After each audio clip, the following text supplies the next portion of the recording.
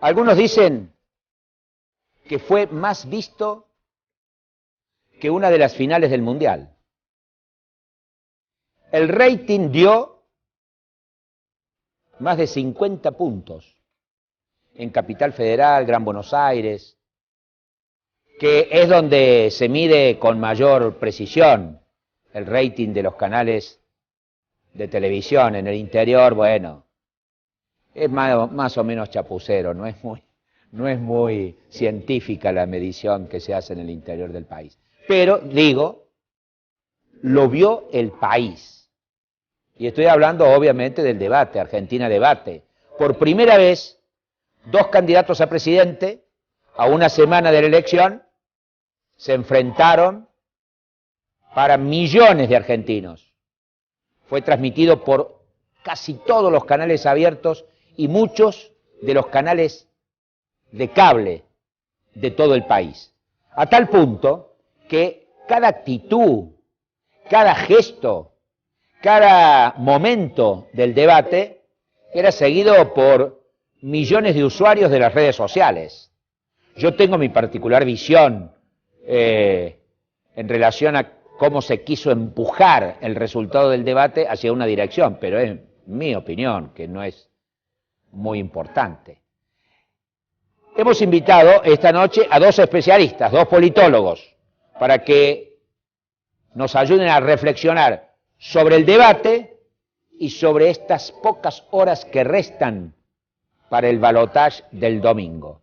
Una síntesis de Scioli y Macri, Macri-Scioli en Argentina Debate.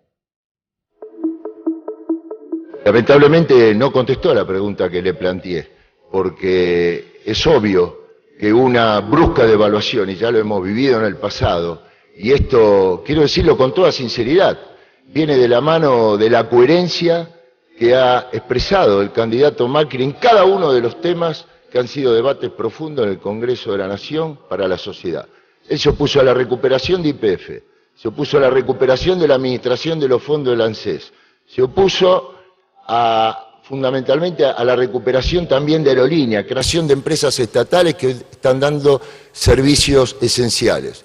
Fue de los primeros en salir a decir que si no íbamos a pagarle a los fondos buitres las consecuencias que íbamos a tener en nuestra economía real.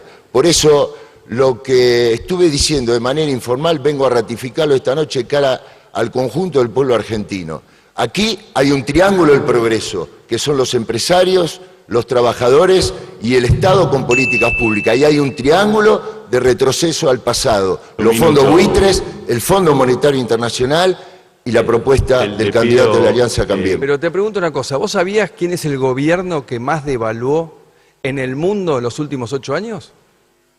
El de Cristina Fernández de Kirchner. Pasó el dólar de 3 a 15. ¿Vos te preocupás por el tema de la devaluación? ¿Por qué no te preocupaste antes? ¿Por qué te preocupaste antes cuando realmente mentían con la inflación y no dijiste nada con lo que habían hecho con el INDEC? La verdad que tu planteo es como autoritario, conservador, cínico. O sea, nosotros hemos hecho un montón. Bueno, primero el relato dice, hemos refundado la nación. Hemos hecho ahora algunos errores, el impuesto a las ganancias, el 82% móvil, la inflación, pero ahora los vamos a corregir nosotros, porque somos los únicos capacitados en gobernar este país. Ustedes son un peligro, esta gente es mala, tiene oscuros intereses de perjudicar a todos, quiere perseguir a los científicos, a los médicos, a los docentes, a los empleados públicos, cerrar las pymes. Daniel, realmente no cierra, Daniel, no cierra. ¿Vos pensás que la gente es tonta cuando vota el cambio? ¿Que cree que no ve nada de todo lo que vos ves? Detrás del cambio hay una gran mentira. La palabra cambio puede entusiasmar, motivar, pero cuando se le saca el velo al cambio aparece esto, el libre mercado, el ajuste, la devaluación, el endeudamiento. Gerentes de empresas extranjeras que lo tiene como referente en cada una de las áreas que hemos recuperado para los intereses argentinos y la soberanía nacional. Si hablamos de YPF, hay un gerente de Shell. Si hablamos del tema agrícola, hay un gerente de Monsanto. Si hablamos de economía, economista de JP Morgan, bueno, ahora los mandó a esconder a todos, porque cada uno, cada vez que sinceraba algo, sabíamos la reacción popular que generaba. Y hoy es cuando quiero convocarlos a todos, porque ya probamos demasiados años enfrentados. Llegó la hora de hacerlo juntos, con la grandeza de aprender de nuestros errores y de nuestros aciertos.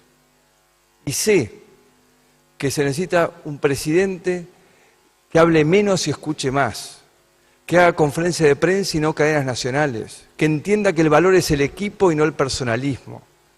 Pero siento en el corazón que es ahora, que es hoy el momento que nos desafía, que es el momento de poder decirles el día de mañana a nuestros hijos que no nos resignamos y que nos animamos a ir por ese lugar que le corresponde a nuestro país, que nos corresponde a todos nosotros, que es crecer, progresar, vivir mejor. Pero eso se hace con humildad y trabajo. Con nosotros dos politólogos que van a analizar conmigo lo que acabamos de escuchar y lo que viene. Carlos Juárez Centeno y Guillermo Leal, muchas gracias por estar acá. Gracias a vos. Gracias a vos. Carlos, ¿cómo te va? ¿Bien? Bien, bien. ¿Viste el debate? Sí, sí, vi el debate. Primeras conclusiones.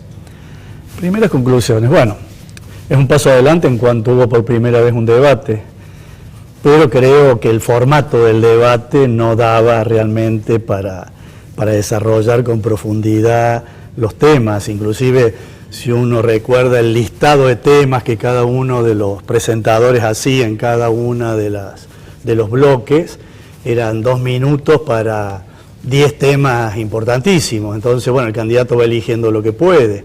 Y luego, cuando el otro candidato le preguntaba o le repreguntaba, en 1 minuto no podía contestar lo que quería decir, que le había faltado en los 2 minutos previos. Pero bueno, creo que como un primer modelo, ejemplo, o como la inauguración de una nueva posibilidad que fortalece la democracia, está bien. Inclusive hay en el Congreso alguna ley para hacerlo obligatorio, pero obviamente se me ocurre con un formato que no sea tan de show. A mí me parece que esto fue más que un debate, un show mediático, ¿no? ¿Pensás lo mismo? Sí, yo creo que el debate no fue orientado hacia el ciudadano, sino a las necesidades de la televisión. Porque 2 minutos para desarrollar 20 puntos sobre seguridad nacional, seguridad interna, Malvinas, o el cepo, o la devaluación, la inflación, nadie que no sea humano puede desarrollar. Es decir, ¿quién puede explicar en 2 minutos todo eso? ¿Y quién puede contestar baterías de preguntas en 1 minuto? Y creo que tendríamos que buscar para más adelante nuevos formatos que pongan al ciudadano como centro en todo esto. Bueno, pero a ver, cuando uno dice, es a 12 pasos y si me hacen full y es penal y te lo tengo que pasar de ahí.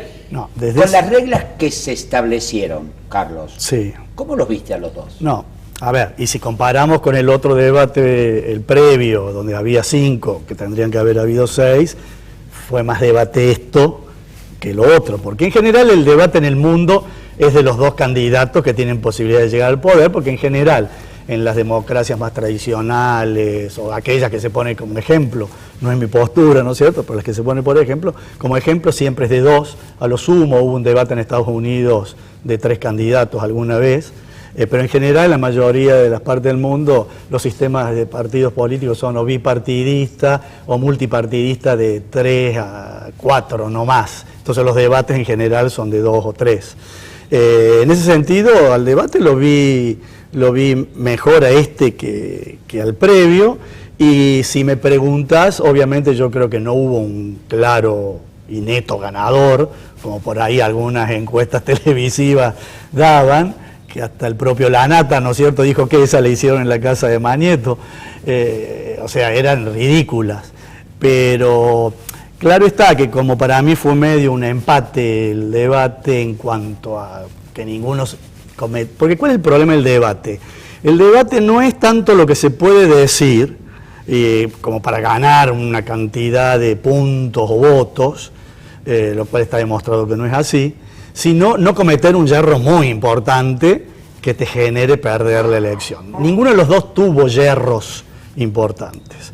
Y luego, bueno, obviamente, depende dónde tenga uno puesta su ideología, sus valores, sus creencias, puede llegar a decir... agradar más uno que otro. A mí, si me preguntás, creo que Scioli se puso la chapa de gobernante, de estadista, cosa que para mí Macri no lo logró. Guillermo. Yo creo que los dos venían con objetivos muy claros, Sí, aparte. apuntando principalmente al cambio. Pero lo que no le decimos a la gente, o cuando analizamos, es que el cambio es muy grande. Ese abanico del 60% que los consultores plantean que vota cambio, así que son los que no votaron a Daniel Scioli en la primera vuelta, tienen diferentes visiones sobre el cambio, ¿no es cierto? Entonces ellos fueron a buscar eso, a buscar Scioli, mostrar a un Macri tirado muy hacia la derecha, tratando de generar incertidumbre en el elector, para que ese elector se corriera hacia un cambio más gradual, ¿no es cierto? Mientras que Macri trataba, con sus argumentos, de mostrar a un Scioli en plena continuidad. Es decir, directamente no le hablaba a él, sino el que hablaba a la presidenta, y utilizaba determinados tics o determinadas palabras que iban a profundizar los prejuicios que tiene determinado elector con respecto a Scioli. Entonces nombraba Zanini, Venezuela, Irán, Aníbal Fernández. Cada uno Fue buscó. con su libreto. Y los silencios terminaron consolidando los prejuicios de determinada parte del electorado. Por eso yo calculo o creo que no se movió el amperímetro, porque en realidad lo que hicieron fue anclar las imágenes que cada uno trata de proyectar del otro. Sí, es cierto. Mirá lo que dice, seguimos, Bueno. pero digo, mirá lo que dice el colega de ustedes Liendo sobre esta primera parte de mi pregunta. ¿Qué le pareció el debate?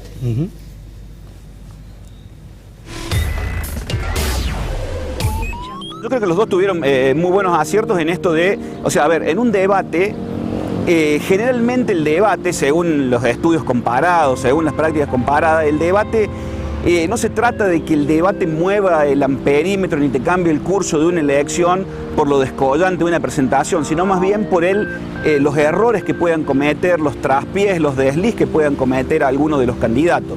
Entonces, como ambos buscaron no equivocarse, como te decía, se ciñeron, se circunscribieron a lo que venían trabajando en la campaña. Entonces Macri se presentó como lo nuevo, se presentó como el cambio, nunca queda muy claro qué es el cambio, pero él se presenta con esa idea de lo novedoso, del cambio y de la alternancia, lo cual le ha dado mucho rédito, lo hemos comprobado en las elecciones generales, y de ahí, desde ahí construyó su imagen en el debate. Después intentó pegarlo a Scioli con el kirchnerismo, a todo el mundo le recalca o le reclama a Scioli que debiera despegarse de Cristina para ir por dado que ya tiene un voto duro, le reclama ir por los independientes. Entonces lo que intentó hacer Macri fue circunscribirlo al kirchnerismo más puro, o sea, lo asoció con el gobierno que fue, con el gobierno que está, con Axel Kicillof, con Máximo Kirchner, con la presidenta, con Aníbal Fernández. Esa fue la estrategia de Macri. Y Scioli muy inteligentemente se sacó el lazo diciendo, bueno, no, ese gobierno termina el 10 de diciembre, nosotros somos otro gobierno. Si bien no repudió ni a la presidenta, ni al gobierno o al espacio político del que él proviene, se diferenció simplemente diciendo, mirá, nosotros somos otra cosa. O sea, después del 10 de diciembre este gobierno termina ese día, empieza nuestro gobierno. Ese fue el modo elegante que tuvo de sacarse el lazo, y en ese sentido fue un acierto importante de parte de Scioli. Y después en sí, Scioli fue muy enérgico, fue muy firme en sus convicciones respecto de los logros del gobierno y la proyección de ese logro y lo que hay que cambiar. O sea, su idea fuerza de campaña, la continuidad, pero con cambio. Esa fue la clave de Scioli. Así como Macri intentó pegarlo a Scioli con este gobierno, lo que hizo Scioli fue intentar pegar a Macri con el ajuste, con el Fondo Monetario Internacional, y permanentemente corriéndolo por el lado de, bueno, qué iba a hacer con la devaluación, qué iba a hacer con el cepo, y dirigiéndose a los trabajadores, al pueblo, a los colectivos más ligados a las políticas que este gobierno los ha beneficiado, diciendo, bueno, esta persona representa el fin de estos logros. Carlos. No, yo lo que quería decir, que estoy de acuerdo acá con lo que dijo el colega, pero lo que sí querría agregar, que Scioli fue el que más se apartó en el sentido de tratar de captar el voto de Massa, de Stolbizer, porque inclusive lo hizo referencia en 2 o 3 oportunidades. Me parece que Macri se quedó más anclado en el voto duro de él, porque cuando él habló más, como dijeron recién, en contra de Venezuela o en contra de algunas cuestiones que van más dirigidos, digamos, al sector de clase media alta, al sector acomodado de la República Argentina, no a los sectores populares. Inclusive me parece que traer el tema de Venezuela, creo que hay temas de política exterior mucho más importantes que Venezuela. Y además, si en general se lo critica a este gobierno de estar aislado, de no tener una política exterior de apertura al mundo, traer el tema de Venezuela, algo que yo no estoy de acuerdo con la primera premisa, ¿no es cierto? Y además traer Venezuela con la cláusula democrática, ¿y dónde lo va a plantear? ¿En el Mercosur? ¿Evo Morales, Dilma va a votar en contra de Venezuela? ¿Lo va a plantear en la UNASUR? ¿Quién va a apoyar una medida de esa especie? ¿Lo va a plantear en la OEA? Salvo Estados Unidos y algún país satélite de Centroamérica. ¿Quién va a votar en contra de una cláusula democrática para aplicarle a Venezuela? Que por otra parte, cláusula democrática a Venezuela, un Venezuela que tiene elecciones libres, observadas internacionalmente, una Venezuela que es la única constitución del mundo que tiene la posibilidad de revocar el mandato del presidente, que se practicó una vez y que reafirmó la continuidad de Chávez. El mandatario que estaba. ¿No es cierto? Un debate también está la figura, las actitudes, no solamente los conceptos, sino la forma de pararse, de dirigirse al público, no solamente al público que estaba ahí en la sala auditoria de la Universidad de Buenos Aires, sino a millones que estábamos viendo. ¿Qué te pareció en ese sentido cada uno? Creo que ahí tuvieron un error los asesores de Scioli, porque la disposición del atril mirando hacia el público y hacia las cámaras, y por el problema de discapacidad que él tiene, motriz, es decir, de tener una prótesis en un brazo, lo hace parecer como más inmóvil, más rígido, y si a eso le sumamos la corbata y los movimientos, aparecía como más rígido, cosa que lo potenció Macri con mucha habilidad, mostrándose mucho más suelto, ¿no es cierto? Hizo ver ese punto de debilidad mucho más grande. Por eso un error fue para mí, fue la disposición de las cámaras. Ellos tendrían que haber estado enfrentados, Scioli tendría que haber estado mirándolo a Macri, para que ese problema de rigidez que tiene, por ahí suena muy cruel como lo estoy contando, pero es el resultado que nosotros vimos. De todas maneras hay que ver. Mirá vos, hoy cuando caminaba por Rosario, nos dimos cuenta, nosotros lo pasamos, nos dimos cuenta cómo Scioli, obviamente que se cuida que la gente lo abraza, claro, lo agarra, lo tironea. Claro. Bueno, es un problema para un candidato. Sí, sobre todo el final, que uno por ahí piensa si ese final fue diseñado donde entra la mujer y lo besa a Macri con naturalidad y lo deja desencajado a Scioli porque con sus movimientos venía de saludarlo a él. Y queda dándole la espalda a su señora. Es decir, son cuestiones que parecen triviales, pero que tienen mucho efecto en el espectador. Pero puedo volver un puntito para atrás, soy un poco improlijo a veces. Venezuela no tiene que ver con la política exterior, sino tiene que ver del miedo. ¿Por qué te digo esto? Porque a la clase media continuamente se le ha puesto, mientras Scioli habla de mega devaluación en Macri habla de a dónde va la Argentina, que es Venezuela. Entonces la clase media, cuando vos le decís Venezuela, no está pensando en la política exterior, si lo ha hecho el Mercosur, si viene o no, está pensando a dónde va a terminar la Argentina. Entonces vos tenés ahí dos símbolos muy fuertes peleándose continuamente. Es decir, palabras que nos llevan mucho más allá, ¿no es cierto? Que empujan al elector y que le destraban prejuicios. Pero por eso te digo, yo no tengo ninguna duda que lo que estás diciendo, por eso lo ha dicho, tampoco creo que Macri tenga una fortaleza en la política exterior y en el conocimiento de la política exterior, tampoco creo que Scioli sea el gran conocedor de la política exterior, tendrán ambos sus asesores, pero de todas maneras también tiene que saber el público, la audiencia, tiene que saber la clase media y la clase media baja, que George Bush padre tuvo 16 años en el poder en, entre comillas, la democracia que todo el mundo dice la mejor del mundo, o que Angela Merkel va a llegar a los 16 años en el poder, o que Margaret Thatcher estuvo otro tanto de años en el poder. Es decir, acá hay un doble patrón de estándar para evaluar la realidad mundial y para evaluar las democracias. Es decir, si es Chávez o Correa o Evo Morales lo que pasan más o el kirchnerismo, lo que pasan más de 10 o 12 años en el poder, es un autoritarismo, no es una democracia. Ahora, si en Estados Unidos estamos gobernados durante 30 años por dos familias, eso es democracia. Obviamente hay un doble patrón de estándar. Y tenerle miedo a Venezuela y no tenerle miedo a Estados Unidos también es una visión sesgada de la realidad. No, claro, pero yo no digo una visión sesgada, no estoy de acuerdo con errónea. Son dos visiones, bueno, corre por tu cuenta.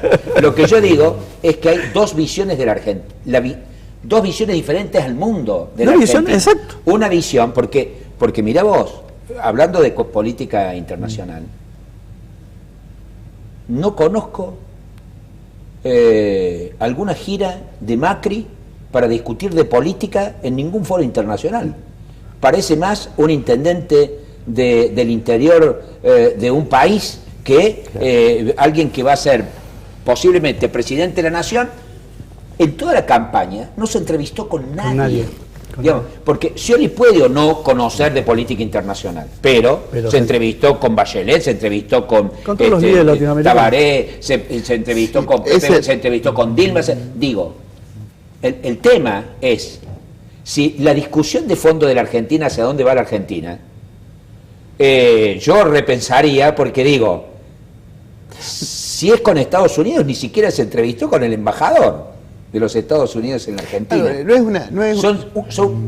Culmino con esto. Son simbologías, símbolos puestas en escena para captar atención de electorados. Y para anclar prejuicios mucho más fuertes, ¿no es cierto? Es decir, la gente no habla sobre la verdad, sino sobre lo que piensa que es la verdad. Y en eso se construyen un montón de prejuicios, y lo que hemos visto en esta campaña es la campaña de la potenciación de los prejuicios. Yo me pregunto con qué Argentina vamos a terminar después del 22, porque hemos potenciado prejuicios a mansalva, es decir, el antipatria y gorila con el revolucionario santo. Es decir, en realidad, si la elección fuera el 20 de diciembre y la pelea por los votos de Massa siguiera, los dos candidatos estarían tan pegados en el centro,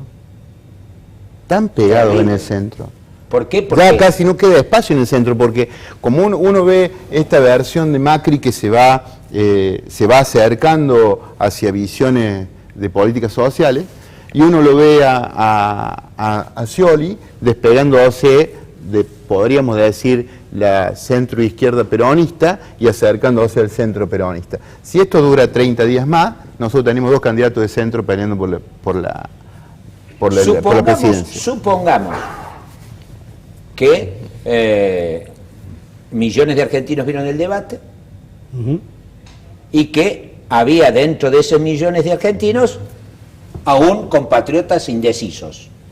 El que está decidido, ¿no es cierto? Más aún, yo digo, hay gente que ya no quiere escuchar nada, ni argumentos, ya está. Pero los indecisos, ¿ustedes creen que para los indecisos, sobre todo aquellos que votaron a terceras opciones en la primera vuelta, o aquellos que votaron en blanco, o aquellos que anularon el voto, qué sé yo, ¿ustedes creen que el debate pudo haber influido, Carlos?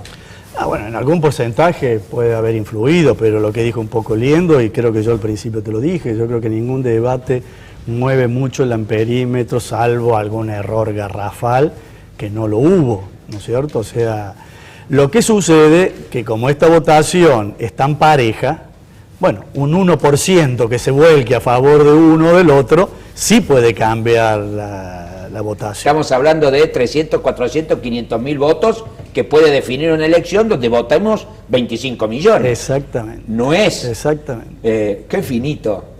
¿Vos crees que ha influido el debate, Guillermo? No, y me lo corrobora nuestro colega Gustavo Córdoba hoy y Paola Subán, que son a quienes aprecio muy mucho. Me giraron una encuesta de 800 muestras domiciliarias de provincia de Córdoba, donde el 94% de los ciudadanos que vieron el debate, que son un 70 y pico por ciento, te lo estoy diciendo de memoria porque no me lo acuerdo bien, van a mantener su voto. Lo que quiere decir es que en realidad ellos terminaron anclando a sus propios votantes sin mover el amperímetro de los indecisos.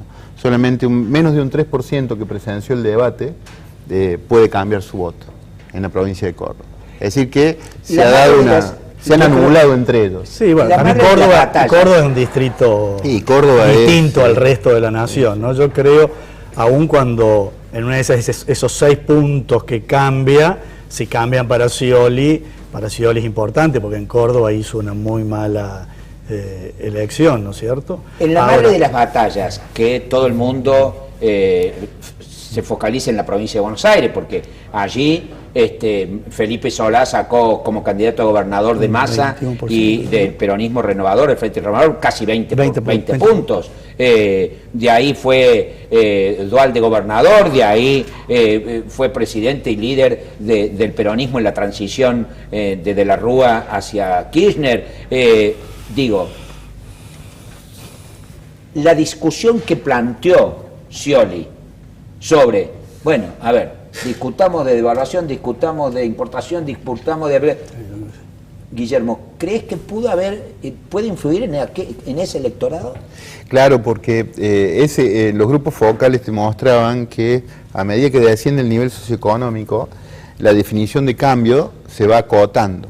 Es decir, plantean un cambio, pero acotado. Es decir, porque el cambio en sí le genera incertidumbre y estrés por su gran dependencia sobre la economía, dentro de lo que yo estoy. Exacto. Dentro de esa clase estoy yo. Entonces, cuando vos a ese elector le hablas de cuestiones como mega devaluación, la salida del cepo sin explicación y demás, comienza a inclinarse hacia el otro lugar. Así que esa fue la estrategia de Scioli, tratando de tocar ese voto. La pregunta es si este electorado lo está viendo como quiere que Scioli, que ellos lo vean a Macri. Yo creo que también hay puntos que hicieron que el elector se corriera a votar el 25 de octubre. Tucumán tuvo un impacto muy fuerte porque se rompió esa idea acotada del cambio un poco, por lo menos en esta clase media cordobesa, y se produjo un desplazamiento de voto útil hacia Macri, como un cansancio de determinadas situaciones. Cuando uno analiza, no quiere decir que yo esté diciendo que hubo fraude, no hubo fraude. No trato de cómo lo percibe la gente, que es lo que a mí me interesa, ¿no es cierto? Yo creo que la primera vuelta la gente votó de una manera que tal vez en la segunda, creo que va a ser distinto. Creo que va a haber mucha gente que votó de una manera en la primera vuelta, que ahora en la segunda puede llegar a votar de otra manera. Y también lo que te quería decir, yo creo que más importante que el debate luego de la primera vuelta es la reacción que ha habido en ciertos sectores sociales, los que acaba de señalar acá el amigo, que se empezó a movilizar. Así como se han movilizado los profesores y los científicos universitarios, cómo se han movilizado los pequeños y medianos empresarios y comerciantes, cómo se están movilizando, ¿no es cierto?, los sectores más beneficiados por este modelo de los últimos 10, 12 años. Creo que ahí puede, y ese trabajo puerta a puerta que el kirchnerismo y el sciolismo no hizo, y que Macri sí hizo, porque lo hizo. Y el trabajo en redes, que tampoco el kirchnerismo ni el sciolismo lo hicieron, y Macri sí lo hizo. Es decir, Scioli estaba, mientras Scioli, cuando hablaba de política exterior, me acordaba de Scioli visitando los primeros ministros, los presidentes de otros países, era porque yo calculo que sus consultores lo querían mostrar ya en función ejecutiva como presidente, mientras Macri sabiendo que debía pelear el balotaje, se estaba trabajando el voto útil. Voto útil que no repercutió en realidad sobre la estructura del voto de masa, sí sobre la votante de la Sota en Córdoba y sí sobre el votante en blanco. ¿Sí? Porque nosotros tenemos 1.200.000 votos en blanco en las PASO, que se reducen a 600.000 en la primera vuelta. Y esos 600.000 fueron casi todos. Y un voto en blanco es un voto generalmente muy frustrado que no vota oficialismo. Oficialismo, eso lo captó en la primera vuelta, sin duda, Macri. Estamos excedidos. Ahora, una sola cosita. Así como él evidenció, y estoy de acuerdo, a pesar que la diferencia, ¿no es cierto?, en Tucumán fue lo suficientemente importante como para no hablar de fraude, también debemos decir que en la capital de San Luis, el Frente para la Victoria había perdido por 13 puntos, 14 puntos, y acaba de ganar la intendencia por 10 puntos arriba, ¿no es cierto? Y que eso nadie dijo, quedó como un aviso, como algo que no había sucedido, nunca sucedió en la Argentina. No, pero una cosita más, es decir, lo que está marcando la elección está muy claro, el divorcio que tuvo Cristina Fernández a partir de la crisis del campo o anterior, podemos hablar de los primeros momentos del cuestionamiento del INDEC, que tienen que ver con la incertidumbre, esto de sentirse en una crisis profunda económica, ese divorcio con la clase media está culminando en este momento. Es decir, vos lo ves en Córdoba, en la ciudad de Buenos Aires, en Mendoza, entonces vos estás viendo que ahora tenemos que preguntarnos cómo va a reaccionar el norte, porque en el norte fue donde Massa recuperó los puntos que perdió en Córdoba, ¿no es cierto? Pues Massa crece 0,60, menos de un punto crece, pero queda en 21,3, con un punto de diferencia con las PASO, pero pierde los puntos de la Sota. Es decir que en el norte funcionó Massa como un tapón al crecimiento de Scioli. Hay que ver cómo se comporta el norte, cómo va a votar el norte, si el norte puede equiparar un poco lo que pasa en Córdoba, lo que pasa en Córdoba y qué pasa en el tercer sector, en el tercer anillo del conurbano, cuántos son los votos, cuál es la diferencia que se tiene ahí. Es decir que uno está como, después de que pasaron los pasos, es como que esta elección se ha complicado lo suficiente como para tener pronósticos, ¿no? ¿Creen en un final abierto? No, yo creo que el que gane, gana por poco. Por muy poquito. Sí, 51-49. ¿Guillermo? 52-48. Yo me animaría... Tal vez no, yo por ahí tengo la percepción, por ahí yo soy, podríamos llamar un encuestador chico, es decir, sí. Más de Córdoba no he salido, pero mi experiencia me dice que el voto indeciso, que no vota hasta los últimos días o que se mantiene, generalmente es un voto que va en contra de la continuidad, entonces hay que tener cuidado ahí. Si lo ve a Scioli como una continuidad, podemos encontrar una diferencia de 6 puntos. Yo no soy encuestador. O sea, si yo me equivoco, va a ser muy pareja. Pero no nos olvidemos también que Scioli, para el balotaje, la diferencia que obtuvo, de acuerdo a lo que Paenza nos ha enseñado, es 1 millón de votos. Remontar 1 millón de votos en una segunda vuelta, donde va a haber un porcentaje de votos en blanco importante, según lo que parece, y que no se cuentan, entonces me parece que es difícil esto de los 6, 7 puntos. Les tomaré examen el domingo, porque se han comprometido conmigo a estar acompañándome el domingo cuando se desarrolle el escrutinio provisorio. ¿Estamos? ¿Sí? Estaremos acá. Gracias, Carlos. No hay por qué. Gracias, Guillermo. Bueno, usted me escuchó. Vamos a estar. Estimo que a esta hora, absolutamente con el resultado definitivo y un presidente electo en la Argentina. Votamos el domingo. Gracias. Hasta el domingo.